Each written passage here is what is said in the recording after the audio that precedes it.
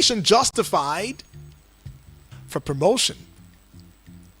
So according to the defendants, right, which is the reorganization in the MPF at the time of the claimant's retirement, followed due process, and the claimant was not the only person affected. So because he was not the only person affected, he should just shut up and not talk, because other people too were, affected by the same thing. So he should have just, let it slide. But why would Mbu want to come out at a time like this to calling out the NPF and saying that he was unjustly retired, if indeed he had a ceremonial exit? By ceremonial, it just means that he was celebrated. And then another cluster of thought would be, why would you celebrate somebody who has not even arrived retirement age? Is there a backside to the story, or is there something that that we don't know? Why not bring it to public glare? And if you say that the Mbu had not reached, he had not met, some of the requirements for his position, why retire him? For promotion. He had not met some requirements for promotion. Why retire him? Let him get to his, normal 35 years, and then when it's time to leave, he just leaves. That has always been the thought line. But why this sudden retirement? There's some that are thinking that there is more to the story than what has been confessed. However, Obaseki Osage, who happens to be the judge, in addition, had stated that the defendant was deemed to have abandoned its case as the claimant's submissions were not contested. The judge had also come out that pleadings are not synonymous to evidence, as the defendant was never in court regardless of several hearing notices served. Okay? So the court in its ruling had stated that although the defendant abandoned its case by failing to show up in court to conduct its defense, the action did not exonerate the claimant from the burden to prove his case. Okay? So how many more, are there if the success of Mbu were to materialize in those of his sets? How many more would the police be subjected to, paying for, especially in the light of this known truth? Now, there are many people who, not just in the police though, have had, such situations. And the question has always been, if this person were not to have risen to a certain level of service, within the system and all of that, would they be heard? Would their voices count? I mean, let's bring it down to real life situation. Many times, there are people who have been unlawfully cheated out on their entitlement, on their rights. They've been unlawfully, or they've been infringed upon. Their fundamental human rights have been infringed upon. So would you say that Mbu's pushing for this case when other people who, according to the NPF, it said, who were also in a situation, had not pushing for it? Would you say it's a wrong move from him? Has he made a wrong move? Is it okay for an organization, at least when you talk about an organization, you should want to see, some level of stability, some level of, organizational, a functional, organized system running, right, and working within the NPF, where somebody has not attained the age of retirement, and then you, in quotes, borrowing the word, ceremoniously at an event tell the person, thank you so much for your time with us, you have done well. Could it also be that the fact that Mbu was not very effective? Probably there's been some tactical trainings, there's been some, exams where you need to write to show and prove your mettle and everything. that Mbu has gotten himself to write or to be a part of some assessment and he didn't quite meet the mark? Could it be the reason behind his ceremonial exit? Because I like to borrow that word, as that's exactly what this obeying is all about. And then why wait so long from 2016?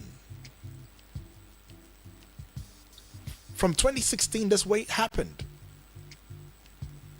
And then you waited up until now. Could there be something fishy about this whole wait? Or could it just be a young man who's demonstrating his fundamental human right? Now, some would say that he probably must have been threatened. That's why he didn't quite bring it up. And that's why he waited up until now. But what do you say about this story? I mean, you must have one or two persons who somehow have been taken out of service for one flimsy reason or the other, even when they've not completed their service age. What do you think can be done to ensure? Because from this report, Mbu is not the only person. He had others, even the NPF, had also, attested to it, saying that he was not the only person who was retired. So why is he the only person who's raising dust right now? Have you had such situations where, somebody or within the system where somebody just got, would I use the word, retrenched for nothing, for no reason? Is it even viable to say that you are taking somebody out of service, somebody who's still in active service, right? Who has not reached the age of retirement just yet, the age of saying, oh, okay, it's time to hang your boots and say, okay, bow, take your last bow and leave the service. To take such a person out of the system. And you expect that the person was not going to fight back. You might want to share that with me. You want to tell me too what you think about this whole, scenario. I mean, especially coming at a time when Kayode Egbetukun, who is the IGP at the moment, is looking into putting reforms in the NPF. He has talked about creating a special intervention team. About 4,000 police officers who will be carefully selected to be a part of a special unit. Like he says that this unit will be the ones that when you call on them for, high-rated, crime cases, they'll be there. They'll be trained. They'll be looked after. And they'll also be submerged or put into the system in terms or when we have issues that need a dire attention, especially when it has to do with insecurity, maybe cases that are almost insolvable, especially in a time when the police leadership is talking about a restructuring, repositioning. But there has been some concerns that you also made where you said it's not about changing the name. I mean, we had a SARS, we had a SWAT, and now we are having a special intervention squad.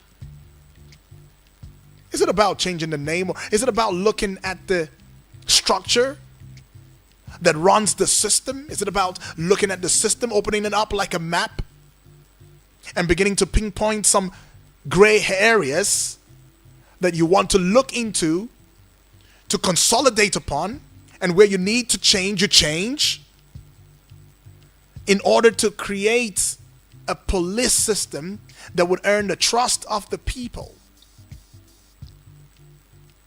A police system that would always be up and functional and attacking and addressing issues of crime in real time. A police system that would not deviate from its focus, from its mandate. A police system that will be thorough and effective and effectual. A police system that would have a kind of system or workable structure that can be seen to be continued, something that can linger, that can go on in continuum.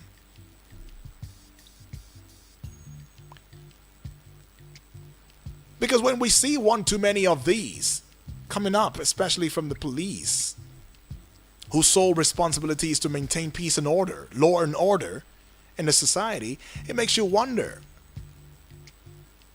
It makes you wonder if we are already diving on the right path or we are already nose diving. It makes you wonder if the reforms and innovations would change the face of what we know as policing in Nigeria. And then it also makes you want to look into the fact that if somebody on the inside, within the system, can be jolted off office or out of office without proper following of the due process, what is the lot of any other person of lower rank within the system? Could it mean that there are many people who have just been thrown out of service just like that, without cause? Well, I'd like to know where your thoughts are placed on this. What do you think about this, and how do you think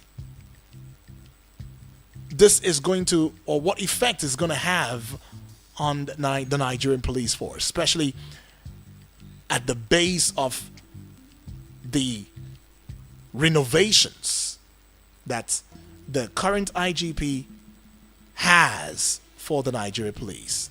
0700 010 961 961 is the number for you to call. The other number, well, the same number, you could send a WhatsApp portal message to, and let me know your thoughts on the matter, right? And well, we've seen this one right here. Frank again says, good evening to you too. It says, I'm Frank from Asokoro. All right, feels good, Frank.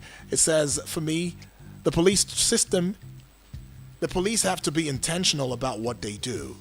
It's not just about talking about fighting external crime on the outside. It is about beginning to put your house in order.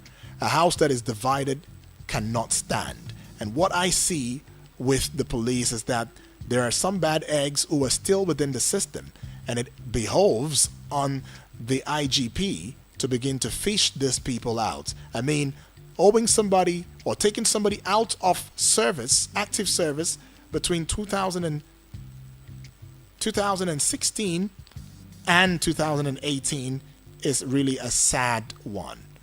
All of his entitlements, salaries and all, should be paid to him. And it is only the right thing to do. Okay, thank you, Frank, for this one, though. And I'm seeing yet another one right here. And this one is coming from Emeka. It says from Jabi. Good evening to you, Emeka. Emeka goes straight to the point. It says, I am not happy. I have a father who was also treated in the same way. All efforts to reach out to the force public relations officer or to the high-ranking police officers to bring this madness to a halt, at least to hear us out, did not come to pass. We got all the blockades because it seemed as though somebody was actually benefiting from the whole saga that happened. And up until now, our voice has not been heard. But that's in the past. For me, the reform should be apt. And if the present IGP would get it rightly, it is time for him to begin to reposition the police force and allow for Nigerians to see that he means business. I like some of the moves that he has made, the idea of training a special squad, but we have always seen a nemesis in this regard. When you train a special force and in the end this force seemingly fall out of order and go all out to, rather than protecting the people, meting out hardship and untold pressure on the Nigerian populace. So I would only say that the time has come to make that change. And I like that the court is standing strong and is unwavering in its decision in ensuring that regardless of who you are, whether you're an individual or an organization, you must abide by the rule of law. All right. Thank you so much for this one, Emeka. And it feels good to read from you. Well, it is indeed interesting because the story is still out there. It's more like a saga between the NPF and one of their own. Yes, as a retired AIG, as in a person of Mbu, Joseph Mbu, who the National Industrial Court had ordered the Police Service Commission to pay the retired AIG, Mbu, Joseph Mbu, the sum of 40 million naira as general damages. General damages. And it is for the unlawful retirement of Mbu before he attained the mandatory age of 60. So the court is coming from the place of he had not arrived at 60 yet. So why retire him? The police are saying that he got a ceremonious exit. Even though he had not attained 60, but he was ceremoniously exited. Right. And then the police is also saying that it's not just he himself, that there were people who were also of his category who were also ceremoniously exited from the force. So they don't see why Mbu would come out to saying that he was unjustly treated. And they're also coming from the place of the fact that he never met the requirements for a promotion. At the time, he didn't meet the requirements for promotion. And so, rather than just sit there and occupy space, there was a need to tell him, sir, well done work, you've done well. Can you step aside? Well, we are giving you a ceremonious exit. But could that be painting a good situation or a bad situation in a good way? Yeah, he was ceremoniously exited. So it means that he was in consent. However you want to say it, he was in consent. There was no loud voice at the time that said, oh no, I've not attained the age yet. Why am I, taken out? But could it also be that he had made such attempts? And then the highs and the powerful within the ranks and file had told him that, hey, as far as we are concerned, you don't have a choice on this one. You've got to go. Could it be that was what may have led to the seeming silence? Or could it just be that this is a man, I was about calling him a young man. A man who has always known that he has some rights and had waited for the right time to strike? Or is this about a man who is just after the gains of what he can get from the police force? Probably he was advised. Maybe a lawyer had met him and said, hey, I think it's time you sue the police, because there are some entitlements that you can get in this regard. So could it be from a place of a man who's not contented? You got to a position within the police. That position is a position not a lot of people, really get to a lot. I'm serious. You got to a position where you could say that I found fulfillment.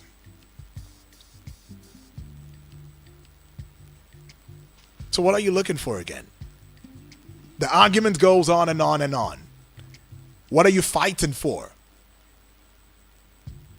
This monies would have been saved for a rainy day. This monies would have been used to pay other people's salaries. What are you looking for exactly? What is your plan? What's your end game?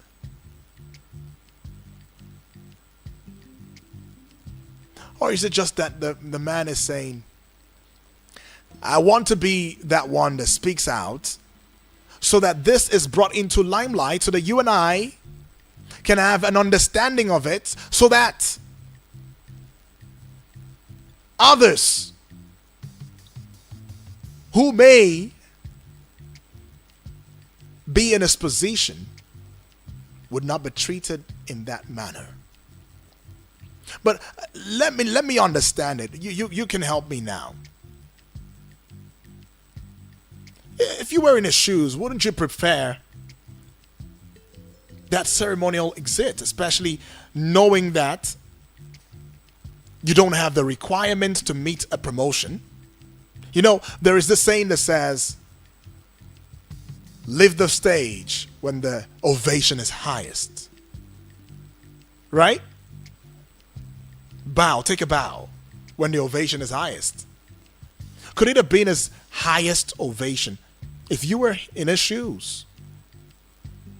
Isn't it just worth the while? Isn't it just a thing of pride to take a bow at that peak, at least at that peak of your career? I mean, he was a retired Assistant Inspector General of Police. Assistant Inspector General of Police. That is something that some people will take 20 years. They may not get to it. They may not even see it. This is no joke of position. I mean, he retired as an Assistant Inspector General of Police. So if you were to retire at that age, wouldn't it be just fulfillment for you? Like, I think I've fought a good fight. I think I'm done. So would you want to go back to get back at the place that fed you for, if not maybe 30, 33 years or 32? That took care of you since 1985 when you joined the force? Or isn't he just asking for too much? Well, you can talk to me though. Let me know your thoughts on this one. It's a 0700 010 961 961, and that is the number. You can as well send me a WhatsApp portal message. It's been a bit rainy, so I understand the weather has been really very crazy. That's understood, right? And that's affected, our reception here in terms of, taking a call. I've seen some missed calls that I tried to take, but I don't know for some reason. But don't stop. Don't stop. I always say it. Your voice is your weapon, right? So it means that you have to be very keen at the way, or with the way that you channel that weapon, with the way that you handle that weapon, okay? Because it's a very powerful tool. I've said it earlier in the show. I'm going to say it again. The power is in the people. Politics, lifestyle, matters that concern us is what we address. And that voice should be counted. That voice should make sense. That voice should have value, should have essence. Because it's your tool, it's your power. It's your fundamental human right. It's your voice. Okay? So don't maintain the culture of silence. It's time to try and speak out as much as we can, right? So get on the WhatsApp portal number and give me a message. If you've tried calling and it's a little bit tipsy-turvy, right? But you could just get on the WhatsApp portal and just let me know if it's not just a matter of greed or a matter of just wanting to bite more than you can chew and all of that. Let me know. Or is this a case of fighting for a probable course? Is it indeed with the intention that is pure, saying that, okay, so that other people, don't get to find themselves in my situation and feel helpless? But how can you feel helpless when there is, a judiciary system, a court system? And that is what he has utilized right there. And the court has also found it worthy, deemed him worthy of being given the sum or paid the sum of 40 million naira, which is, of course, between the years 2016 and 2018. Is this the law fighting, a dark system? Or is it the law substantiating the innermost greed of a person? Well, I've got one message here, and it says, this man is only fighting for his rights, period. There's no greed matter here. When you say somebody's greedy, you're only greedy for something that's not yours. You want to acquire what belongs to other people or something that you don't merit. From this instance, having removed him from service, he deserves to get paid all that he has been robbed of. I cannot imagine that within a system that's supposed to fight crime, we're finding one of the greatest crime, okay, highest crime that we can ever think about, extortion. So this extortion has now entered even the system. The IGP has to do something, and he has to really look into this critically, because Joseph Mbu is only one of many. There are many others who have decided not to just come out to air their views, and that is really saddening. The only time we feel powerful, the only time we know that we're getting it rightly, is when the downtrodden is having a voice to speak, and they can actually utilize the channels of the court to ensure that justice is given. And it says, I'm Femi from Kubwa. Femi, thank you for that message right there. Okay, and okay, this one has a different view. Wow, I like the support though. I like the fact that you are adding your voice on the matter. Thank you. And this one says, ordinarily, it is not an easy task to be in the NPF, but it also amuses me that we do not see those with low ranks who have come out a lot to speak about how they've been unlawfully, okay, this is how they've been unlawfully treated, maltreated, unlawfully maltreated. I, for one, would tell you that there are many people of junior ranks who have had similar situations. And while they had that situation, Joseph Mbu must have been in service. What did he do? Because we don't hear about it? Does this make his case a peculiar one? I don't think so. If you ask me, the part of the money should be given to some of those who have been unlawfully treated to by the NPF, who are junior rank officers, so that we can reach a level of equity and justice.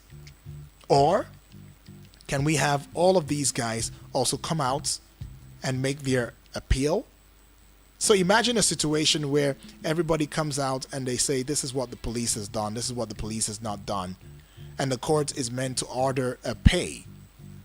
Can the police satisfactorily remit? In all honesty, I feel that having attained the rank that he has attained, he would have just let this one slide. There was no point going to the courts. It will only foment more troubles and more issues for him. That's all I can say. All right. Okay. That's all I can say. Do you not include your name? Anyways, though, thank you for this one. I would love for you to include your name right there. All right, so that we know who you are, and then, of course, know that you are part of the family, right? 0700-010-961-961 is the number for you to call. You could as well send a WhatsApp portal message to the same number, and let me know what you think about this story. I mean, the case of former or retired Assistant Inspector General of Police, AIG Joseph Mbu, and how the court had mandated or ordered, that he be paid the sum of 40 million naira, right? He was unlawfully retired before he attained the mandatory 60 years of age, and that was ordered by Justice Osatohan Wen Obaseki Osage. In fact, he held that a claimant's premature retirement is unlawful, or was unlawful, It was unconstitutional, it was null, and it was void, and of no effect. In fact, to this end, he had declared that Joseph Mbu, in the eyes of the court, was still an officer of the Nigerian police force until he had attained the mandatory age of 60. And hence, his salaries, his allowances, his entitlement from when he was retired until when he sought to have retired, having attained 60 years old, should be given to him. That was the final, judgment on that matter. Well, let's go on this very short break. When I come back, of course, like I said, please, you could keep trying the number, but you could as well give me a message, just as well-meaning Nigerians, our fellow brothers and sisters, have done via the WhatsApp portal. Okay, and let's have this conversation. I mean, it's a primal issue. It's something that affects you and I. If you may, you would tell me that you have somebody, somebody who has been affected. In fact, I was having a conversation with a colleague of mine, and he said somebody who showed some level of being just in the service, being truthful, being a honorable man and everything. Somebody whom, when there is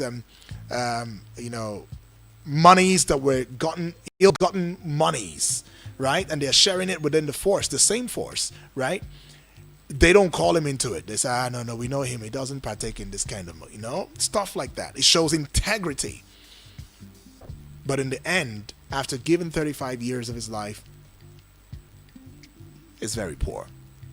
The monies that was paid to him as his gratuity and everything, he used in paying off debts, because that money had lingered for a long while before he could finally access it. And when he finally did, he had already run into debts that ran into thousands of thousands of naira. So when the money just came, it felt like the money went with the wind. And that was really a sad experience. And then it makes you want to question the place of integrity, what is the reward system? What is the reward system like for people who have decided to serve their life, to put their lives out there, to serve the country judiciously, selflessly? What kind of reward system do we have? Are we good with the reward system that we have already, or is there anything called the reward system? Are we big on reward systems? Without incentives or without a reward system, how can we harness passion for service? How can we tell someone who has given his life in serving his country for about 35 years?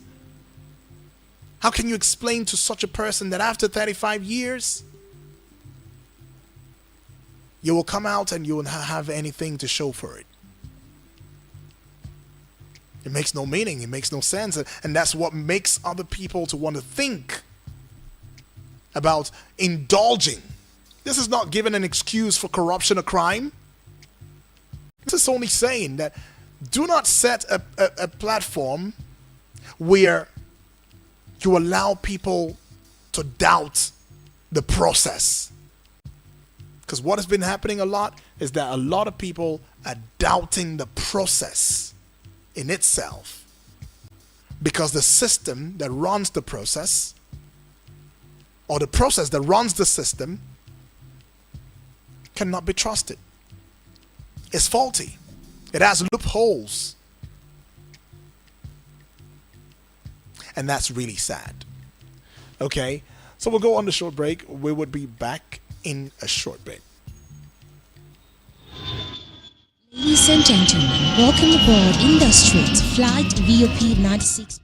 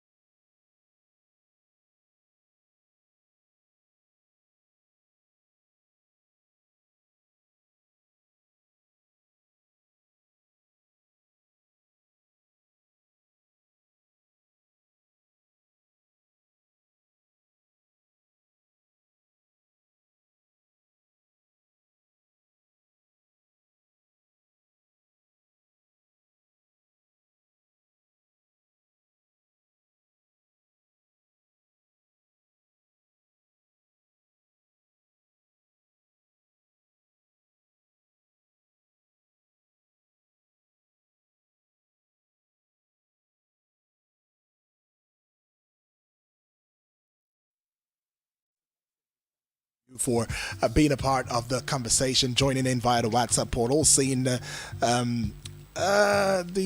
very, very clear issue that's going on, especially that has to do with the weather. So, so sorry that you're finding it a bit, tough to reach out. But let's also let you quickly know that there has been some move by the Acting Inspector General of Police, I like to call him the IGP, Olukayode Egbetokun, ordering the resurgence of the Nigeria Police Force Awards and Commendation System, and that this is to appreciate personnel for good deeds. All right, so this is a step in the right direction, and quite a number of persons are applauding this and saying that the president did quite a good job. Well, I beg your pardon, did I say the president? I mean, the Inspector General of Police, doing a good job and invoking, Section 92 of the Police Act 2020 and the order of 68 of the Force Orders and Instructions. In fact, that statement has been made to say that the IGP said that the awards commendation system for the Nigeria Police Force,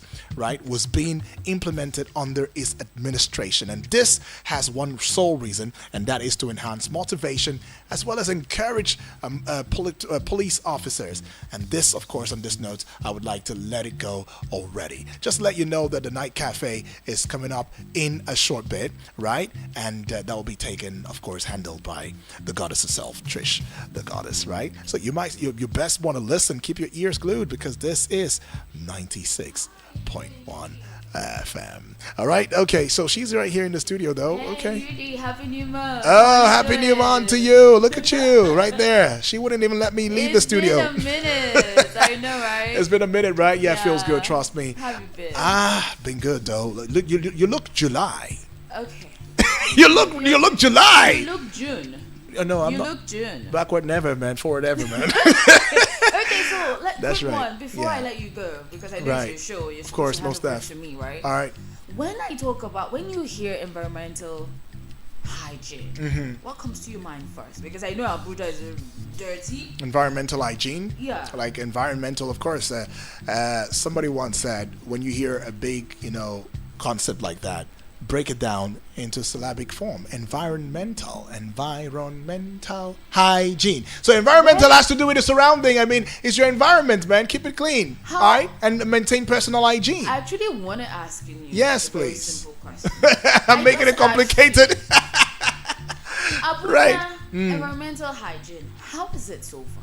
Well, Abuja environmental hygiene, I think, is a personal thing. A lot of people are doing their personal jobs in staying hygienic. Keeping Abuja dirty because well- Abuja is changing. Well, right it now. depends. It depends on where in Abuja you are referring to. I mean, there are some people, yes, who have decided personally that they are people who are highly hygienic in nature.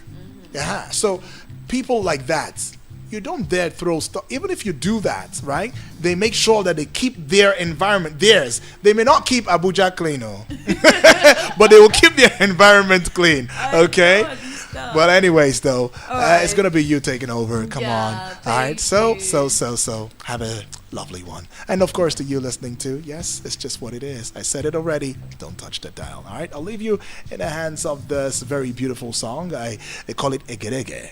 I hope I pronounced that one correctly, Shao. All right. Good night, though. Back to the music after this.